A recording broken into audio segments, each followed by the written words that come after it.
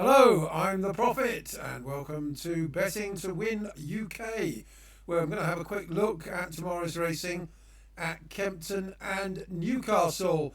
The cameras are also at Lingfield for the Hever Sprint Stakes and the Winter Derby Trial. I'll look at those just en passant, but I don't really have a bet in either of those. So let's start with the big race of the day, the Ladbrokes Trophy Handicap Chase. 13 go to post, decent enough field. Most firms paying 4 places, and my eye is drawn to the one all the way down at the bottom. The Emmett Mullins train leading light gelding Rising Dust. I wonder if that name was derived from the name of the stallion. Sean Bowen takes the ride on this rapidly improving 8-year-old.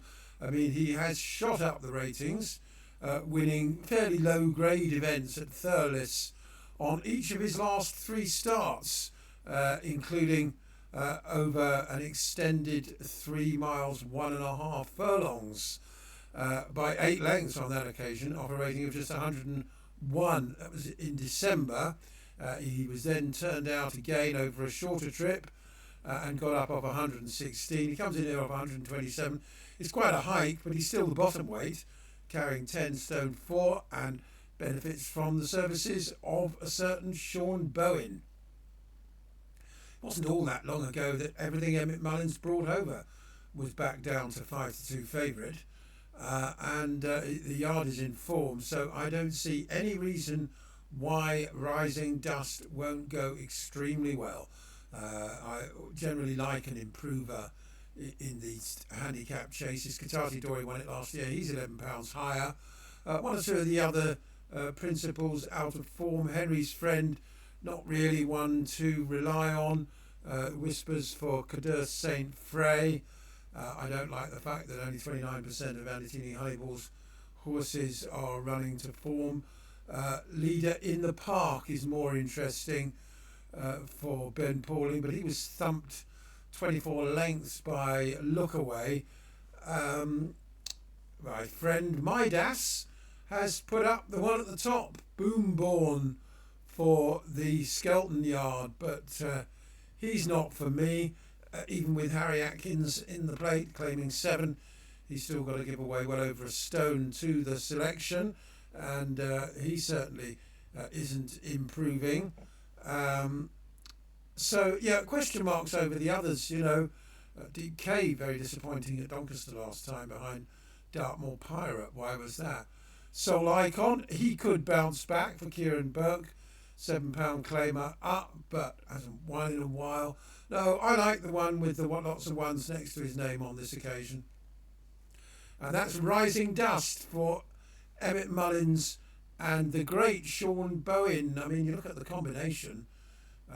Emmett Mullins, arguably the best trainer represented in the race. Well, Dan Skelton would no doubt dispute that. They'd probably all dispute it, but Emmett's got a terrific record, and Sean Bowen the best jockey. So that'll do for me. 12 to 1, 4 places. It's a fair shout that he can handle the rise in class, and hopefully has a trouble-free journey over in the Ladbrokes Trophy tomorrow.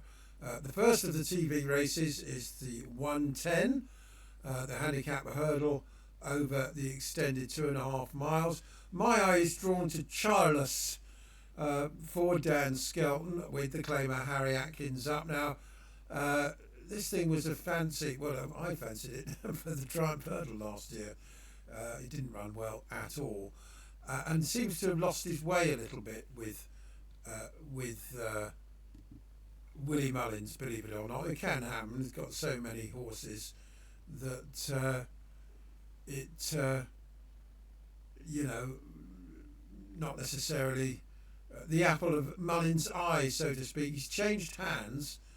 It was owned by the Why Not Partnership, now owned by Ben Turner Racing Partnership. Changed hands, changed stables. I don't know if he was sold at public auction or it was a private deal. Fell last time out at Clonmel. Before that, a much improved show at Punchestown. yet to demonstrate conclusively that he lives up to his handicap mark of 133, 126 if you take into account the claim. He ran in January, so he should be fit enough. And first time is the time to catch them with these. I'm not sure that he's necessarily going to be good enough, but 22 to 1 just looked a bit big to me. Of the others, I like the favourite. Obviously, he's got a favourite's chance, but yet to run in handicap company. Sean Bowen again, this time for Ollie Murphy. Hold the Serve, the Jukebox Jury gelding. And there's also money for Grenadier Jed for Robert Walford. Now that yard is in form. He was second off a £2 lower mark at Chepstow a few weeks ago. Certainly falls into the sure to run well category. So Grenadier Jed, if you want a safer selection, and Charles, possibly without the favourite. Most of the firms are paying 3 places. I haven't seen anyone going 4. There are only 10 runners. You might chance your arm at Charles without the favourite, 14 to 1, 16 to 1 with the famous Denise. Now we come on to the Adonis. Horses sometimes get parachuted into the Triumph Hurdle from here, and the one that takes the eye is surely Fantasy World, who ran on Sunday at Musselburgh, where he was a heavily odds-on favourite, 130 on favourite, only to finish 14.5 lengths behind Harry Denham's Gallivanted. Turned out again 6 days later. Well, one of the oldest sayings in racing was back at anything that gets turned out within 7 days, particularly if it wins. Well, this didn't win. He was well beaten, but first run in the new discipline, a listed winner on the flat, bought for a lot of money by Lady Bamford. I'm tempted to say they saw her coming for the make-believe gelding. Could this be another Palladium? He was so disappointing, of course, for the same connections when going over timber. I think Nicky, will want to demonstrate that this thing has a future over hurdles, put it like that, and the fact that he turns him out so quickly, which is unusual for Nicky Henderson, tells me that he needed it last time, that run will have taught him a lot about what the jumping game is all about. Different track, back at one of Nicky's favourite tracks, better ground. It was quite soft up there at Musselburgh in the end. It'll be better ground, which I think will suit him. So, the price is 14 to 1. Dan Skelton has the odds-on favourite Precious Man, but, although he put up an RPR of 128 over timber, over course and distance, the Johnny de la Haye gelding, yet to be demonstrated as a world beater. We get £5 from him.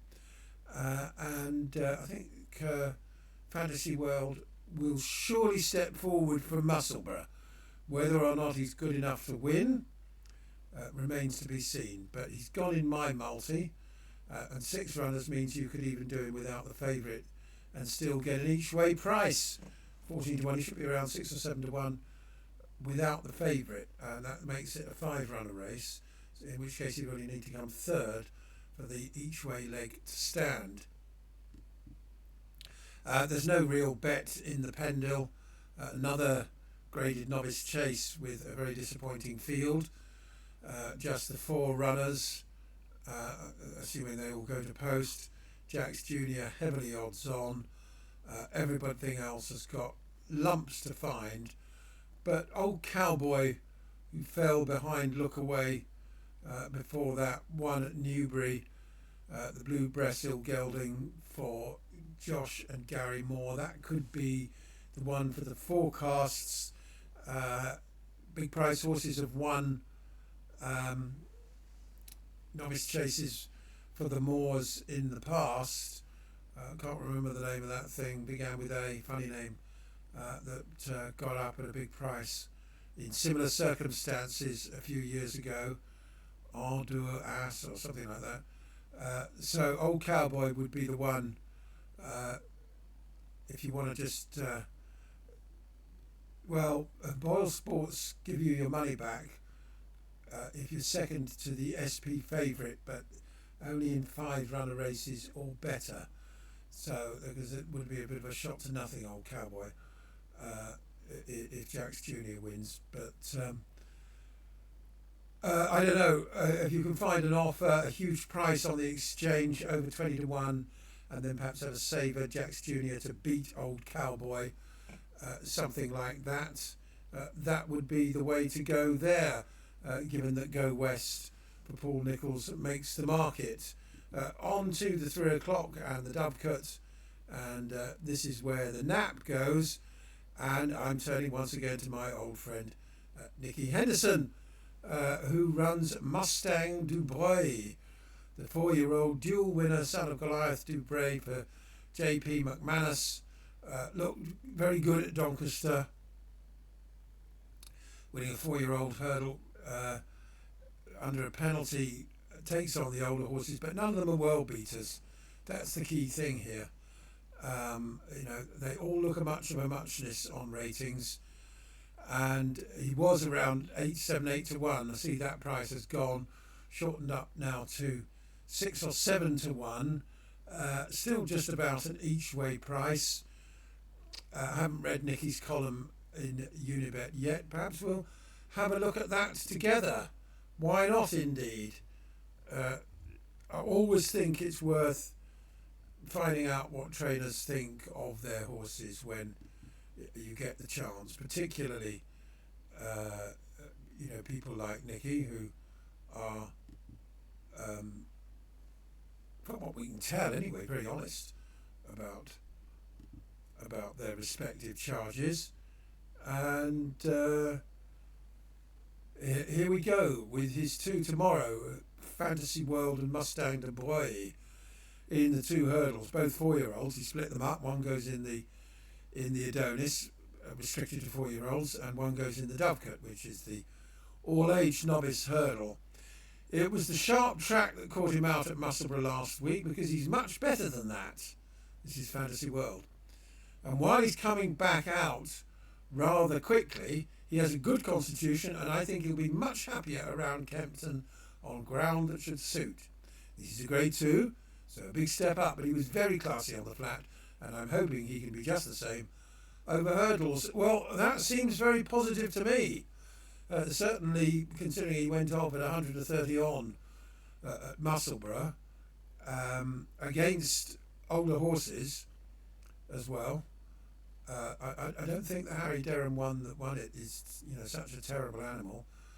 And there was a well-touted Ewan Williams runner behind him, one that they've got big hopes for in the future.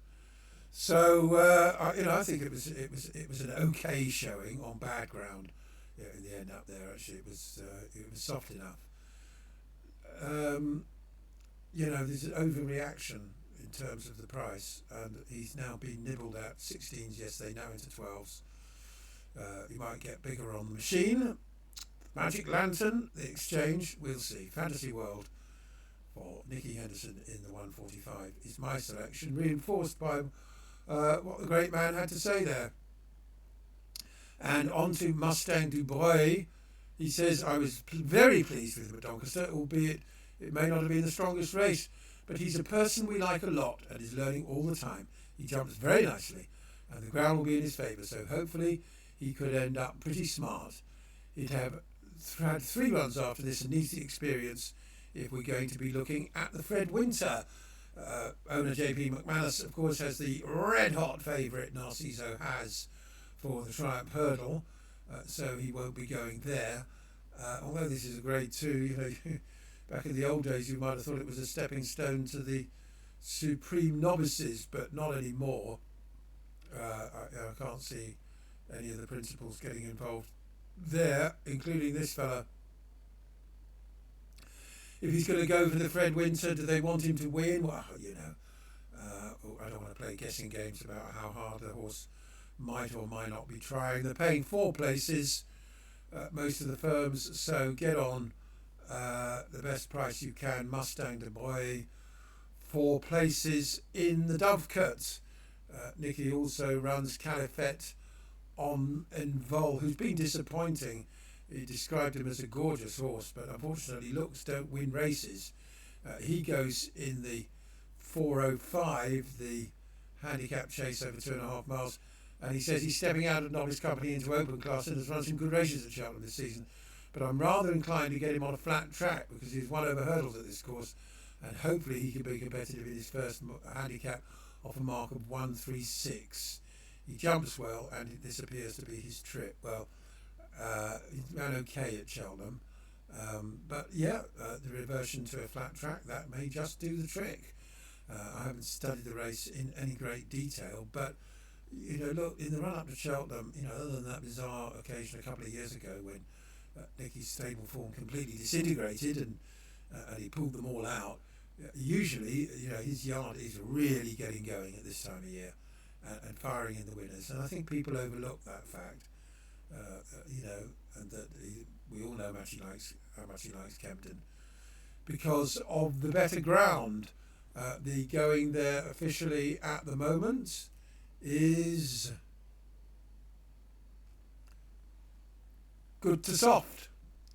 Let's hope it stays that way. We've had showers here in the southeast, a few miles south of Kempton. Good to soft ground would be ideal for all Nicky's runners, so hopefully they won't get too much more rain there between now and the off. Now back to the rest of tomorrow's racing. First of all, the Ida Chase, the Newcastle Marathon at 2:43. Skybet are paying 4 places. It is still only good to soft up there. Mr. Van Gogh might want it a bit softer. Maybe that's why he's drifted out to 15-2. I see that Angler's Crag is on the drift as well. He was all the rage yesterday. He struggled to get 4-1. He's out to 11-2. He's my selection. Not a particularly strong one. He won it 2 years ago when Brian Ellison had him. He's gone to Nicky Richards since. Obviously, he knows his way around and stays the trip. Showed his well-being with a comfortable win at Carlisle. Put up £8 for that. He still only creeps in here off 10 stone 4 because Mr. Van Gogh pushes most of the rest out of the weights. So unless you want to back something miles out of the handicap, you've got a very limited choice. Only the Bold for Jamie Snowden. Well, conceivably, he's 11 as well. 22-1, 4 places. He could clamber into a place, as they say. Val Dancer for Mel Rowley. Hasn't been in the greatest form this season. Dom of Mary was put up by a few good judges for the Welsh National. In the end came 6th of 17. This is a much less competitive race. 7-1 for the James Owen Yard, which is in form, but I'll stick with Angler's Crag as arguably the safe option, but I'm not really overexcited by him. If you want one to make up the numbers in your multis, do it, but otherwise I'm not anything like as excited about him as I am about the Nicky Henderson runners at Kempton, and indeed Emmett Mullins, representative there as well. Okay, that's it from me. I've got 2 more videos up. Champion Hurdle and Arkle previews are now online as well. So do go and have a look at those. And I'll see you all again next week when I'm going to work my way through the rest of the Cheltenham cards. See you all again soon. Good luck and have a great weekend. Bye for now.